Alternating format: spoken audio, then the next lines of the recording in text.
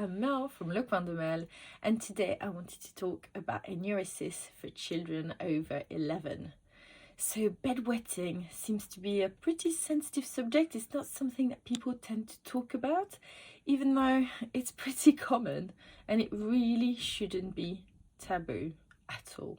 I'm not a medical professional. I have no qualifications whatsoever in urology, but I am a parent with about 6 years experience helping a child with enuresis or bedwetting. So I've read a lot over the years. I've followed my daughter's journey and I've really tried to help her. So hopefully this little video will be a little bit helpful.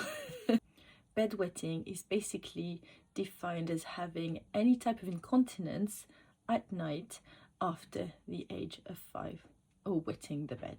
I've got a little bit of information here from Eric, the Bowel and Bladder charity for children in the UK. So Eric says, bedwetting, also known as nocturnal enuresis, affects around 500,000 children and teenagers in the UK. It's an issue families can find very isolating and difficult to talk about. It can take a huge toll on family life and affect a kid's self-esteem and emotional well-being. It's actually more common than you'd think. In Britain, 8% of 4.5 years old have bedwetting more than twice a week, and 1.5% of children 9.5 years old. You can see that there'll be a link in my description for the stats. It's from an article from the NICE website. Now, children with day and night time wetting at ages 4 to 9 years are 23 times more likely to have enuresis at 14 years of age, and 10 times more likely to have daytime wetting continuing into adolescence. That's taken from the Handbook for the Commissioning and Running of Children's Community Continence Services. Again, I've put the link below because you might find that quite interesting.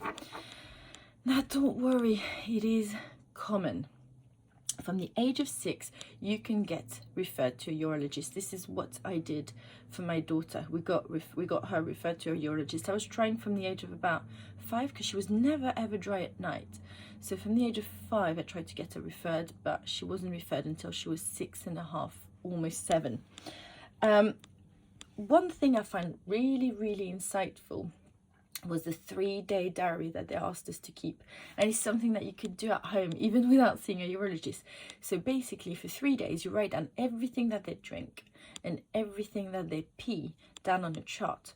So every day I'd write what she drinks, how much water she drinks, so I'd measure everything. So she'd have a bottle, she wasn't allowed to drink out of anything other than that bottle. And then when she'd go to the loo, I'd go with my little measuring jug, collect it and measure it. And it was really insightful because for those 3 days it was really consistent. She was drinking the same amount and she was peeing pretty much the same amount. So she would drink about 1.2 liters of water.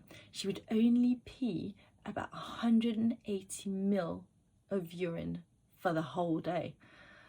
So that's crazy. You'd think, oh, there's a liter that must be going somewhere. So that was one of the explanations why her dry nights were so heavy every morning. So that's the thing that I really found the most helpful from the urologist. Basically, don't be worried about a urologist appointment. You know, if you're going for your first urologist appointment, what happens at a urologist appointment? There's nothing invasive whatsoever. So your child might get measured, weighed. They'll have a conversation with you because they'll want to understand what might be the cause, because there could be several causes for enuresis. So there'll be mostly a long conversation. Medical history, they'll ask about UTIs, they'll ask about constipation. They might feel their tummy. Nothing invasive, literally they just feel very gently their tummy, and they will ask for urine sample as well so they can check their urine. Every time my daughter had a UTI, she gets a lot of those, loads of water infections or urine infections. Anything else I can tell you? Oh, yeah, I wanted to talk to you about the suspected causes of enuresis. So there's no firm answer. What causes my child's enuresis? There's no firm answer, really. It might be that your child's got a small bladder that can't stretch enough to keep all the urine in, so it has to come out during the night. It might be that they're a very, very, very, very, very sound sleeper, or that they've got sleep apnea. My daughter's a very heavy sleeper, so that might explain why she doesn't even wake up when she pees during the night. It might be that they produce too much wee at night. It might also be that they don't wake up when their bladder sends the signal that it's full, so they're just incontinent in the night. There's usually more than one factor, and it's really important to emphasize with your child that it is not their fault, that it is not something odd. It happens a lot. People just don't talk about it. People don't like talking about it, but it is common. It is not their fault. Sometimes there's not really much they can do. Please don't blame them for wetting their bed. Just try to find solutions. Try to make it easier for them. There are things that tend to go hand in hand with enuresis, like constipation, UTIs, water infection, urine infections, and also low self-esteem. I think it's our job as parents to reassure our children and to make them feel like there's nothing wrong with them. It will pass. Most of the time, it does pass. For about 99% of children, at some point, they will outgrow it. Another thing, bedwetting runs in families. So if one of the parents had enuresis as a child, there are 40% chances of their child having enuresis as well. If both parents had enuresis as children, then there's a 70% chance that the child is going to have enuresis as well. So it's quite an interesting thing to keep in mind. It's absolutely true that most children will outgrow it, absolutely, without doing anything. So you could just be there, do nothing, just give your children DryNites, to keep dry at night, and do nothing, and they might outgrow it. It's very likely actually that they'll outgrow it, but you can also seek help from a urologist. It's always good to get checked out, especially if your child gets loads of urine infections, or because you're worried about your child.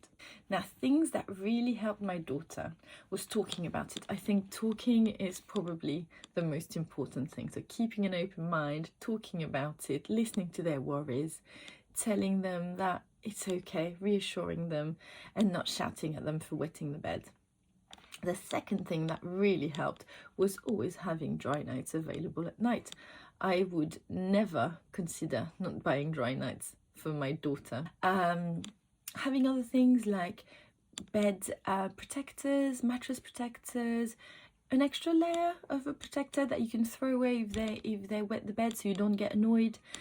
You can even buy protectors for sleeping bags for when they go away with their friends. So it's quite nice and easy to make it easier for your child. Another thing that we find really good is using cheeky wipes. So rather than using wet wipes, we use cheeky wipes, which are reusable wet wipes, and I use lemongrass essential oils on those. That helps with urine infections. So it's a really, really good essential oil to use, lemongrass essential oil. And cheeky wipes are brilliant because they're it's much nicer to clean yourself in the morning with one of those washable wipes than it is to wipe yourself with a disposable wipe, and it's better for the environment. So when you can't have a shower, it's quite nice to have those cheeky wipes. We've had bedwetting alarms and watches, but those didn't work for my daughter, you see. Let's move on to things that tend to help children but didn't help my daughter. So these are strategies that you can try with your child if you think, oh, I want to help them with their bedwetting, but I don't know what to do. So lifting them from the bed. So some parents, when they go to bed around 11 midnight, they lift their child out of bed or wake them up, put them on the toilet and tell them, just try to have a wee now. For some people it works. For my daughter it never worked. She's such a heavy sleeper This never worked, and also she's really heavy. So this didn't work for us, but it works for a lot of people. Forbidding them from drinking water after 6 p.m. For some people, again, it works. The urologist suggested doing that. It didn't work for us, so I still allow my daughter to have a bottle of water in her bed. The alarm, she had the watch, special watch. I'll put the link in the description. The alarm didn't work for us. There's also an alarm that you can put in their pants that will kind of vibrate when they are wetting themselves, to stop them wetting themselves, give them the signal they need to go to the toilet. I didn't actually want to use that for my daughter, so I just didn't use that for my daughter. Medication, so she was on desmopressin for about 6 months. It worked for 2 nights, the first 2 nights, but honestly I think it was psychological, because she knew she was taking something that would help, and it worked for about 2 days, then nothing for 6 months. So desmopressin is basically, let me just read exactly what it is so I can tell you. So desmopressin is a medicine which tops up the body's levels of the hormone vasopressin. This is the hormone which tells the kidneys to produce less wee at night. So that comes from the charity Eric, for whom I've put a link in the caption. Yeah, it didn't work for my daughter.